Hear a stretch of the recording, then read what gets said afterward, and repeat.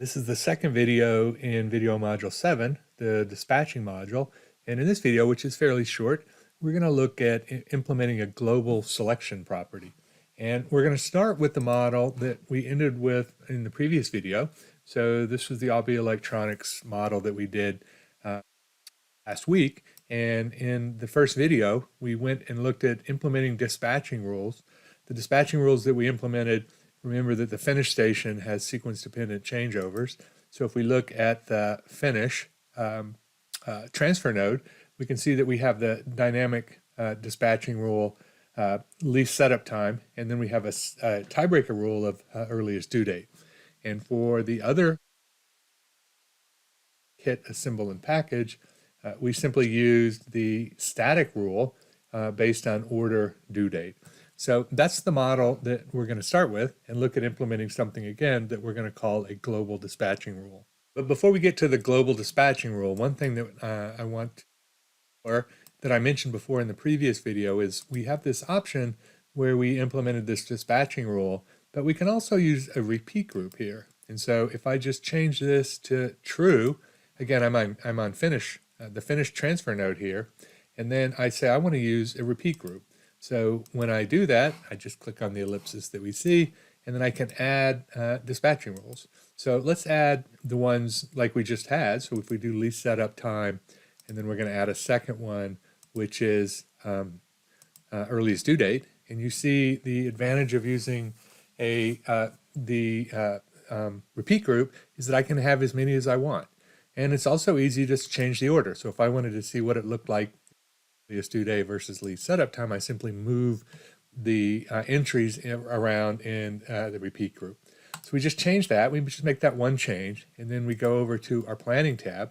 And remember, in the last video we created, or we didn't create, but we used this dashboard report that we called, let's see, so we go to results and dashboard results, dashboard reports, and we had this dashboard called simple scorecard, where we had the late orders, make span in hours, the number of sequence-dependent changeovers in the corresponding time. And so if we go through the operational planning and create the plan, you can see that these values are the exact same, because although we changed to using a repeat group, we haven't really changed anything in the model. The model still works exactly the same way as it did before. But we can also go in here, as I said, and easily say, well, suppose that I want to have a third tiebreaker rule. Like, for example, let's say that I want to have shortest processing time, for example. And so if we do that, so if we do shortest processing time down here is the third tiebreaker rule, or the second tiebreaker rule, what would happen is we would have all of those orders that are waiting that have the same setup time.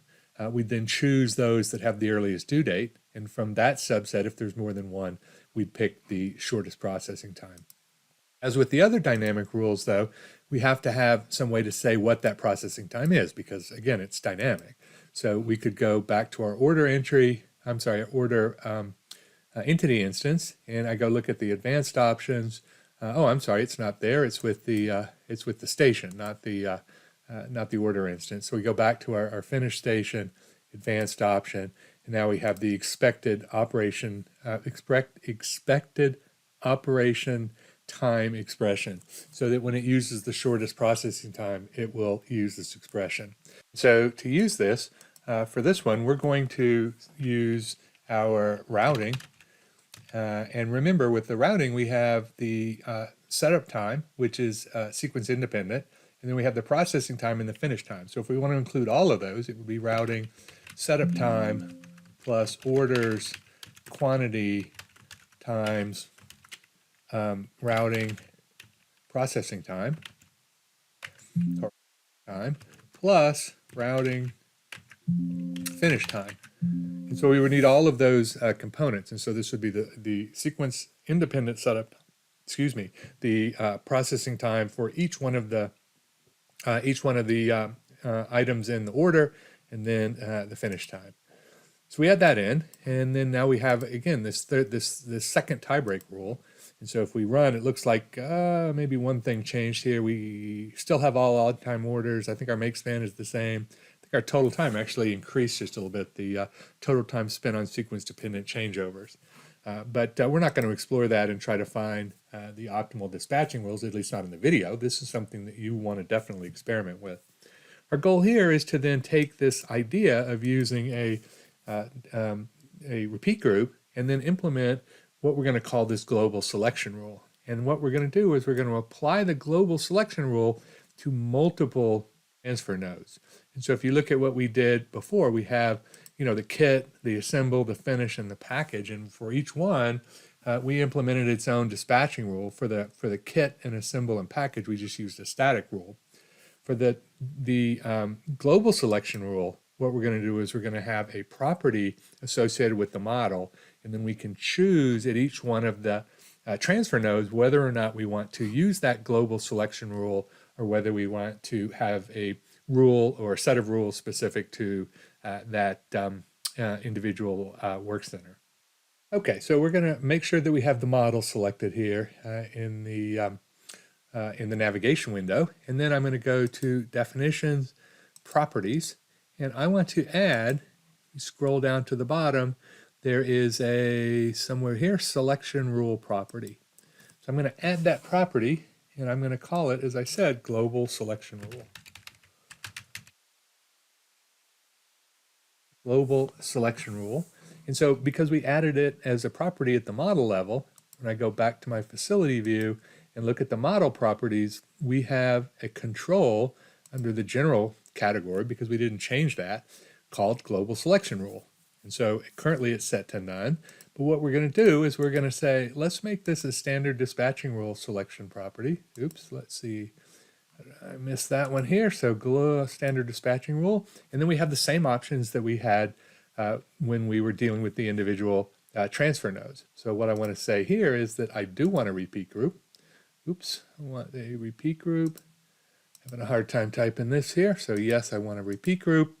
And then we will put the values that we want to apply globally. So I'm going to say the first one is earliest due date. And the second one is then going to be, we want changeover first. So we'll grab lease setup time. And so note that because I had earliest due date first and lease setup time second, I can easily change that by just going over here to the arrow. The implementation here is that it will be exactly like we had in kitting, so that when you have to make a reallocation, it's going to look at the queue and it's going to find the entities, or in our case, orders that have incurred the least setup time. And if there are more than one, then it will apply the earliest due date. So we have essentially defined that same a dispatching rule combination in our global selection rule. And so now I can go back and say on finish and say I want to right click here on dynamic selection rule and then set the reference to global selection rule. And so now you can see that I have that the reference here. You have that familiar green arrow here. And now what I'm going to do is go do the same thing at kit. So we have kit where we have the static rule. I'm just going to reset that and then set the reference to go global selection rule. We'll do the same thing at assemble. So reset that one and then set the reference to global selection rule. We've already done it to finish. And then finally we do it to package. So we'll reset and then set the reference to global selection rule. And so what we've done is we've said I want to take this global rule, which in this case includes 2, and then apply it to each one of the transfer nodes. Okay, so you might wonder, we have kit and assemble and package, and we haven't defined changeover time. So those don't have sequence-dependent changeover times. And so what's going to happen is when we look at the kit, for example, when we look at kitting, and we go to the advanced options, and we have that expected setup time expression is just 0. So what's going to happen is when those are evaluated, all of the entities are going to have the same value at 0, so it will just default to the second rule in the list. And so that's why we put the due date as the second rule in the list. Back to look at our plan here, and we create the plan, we're going to get the same basic value. Note that the the total setup time changed a little bit because I haven't had that I didn't that we did in the for the finish operation, and so that's why this is a little bit different. But we have the operation, all time make span of 157, and then 23 changeovers. So the exact same thing that we saw before. And so now that we have this global selection rule, it makes it really easy to quickly change and do alternative dispatching rule combinations for the entire system. So for example, I can go in and say, well, suppose that I want to flip these. Suppose I want to look at earliest due date as the primary and least setup time for the secondary. And so I can do that, just that simple change in the global selection rule. And now I go back to my dashboard report. And you can see, as we might expect, we have some late orders here, and our number of sequence-dependent setups has increased significantly because we're not using that as the primary dispatching criteria anymore. And so by implementing a global selection rule, it makes it easy to change all of the rules. But we're not limited to that because I can always go back. So let me just really quickly go back and change this because our least setup time is important for the finish station. But I can also choose any one of my stations and just ignore the global selection rule. So for example, I could go to Assemble and say, instead of using global selection rule, I'm going to specify its own standard dispatching rule. So for example, I might say, well, I want to do, let's say, longest processing time. So I want to do longest processing time first on Assemble.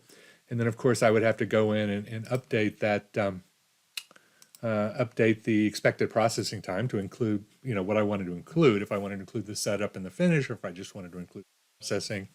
I'm not going to do that here, but again, something you should definitely experiment with. And so now when I create the plan, now you can see we have a whole lot more late orders. I don't remember how many sequence-dependent changeovers we had before, whether that number increased or not.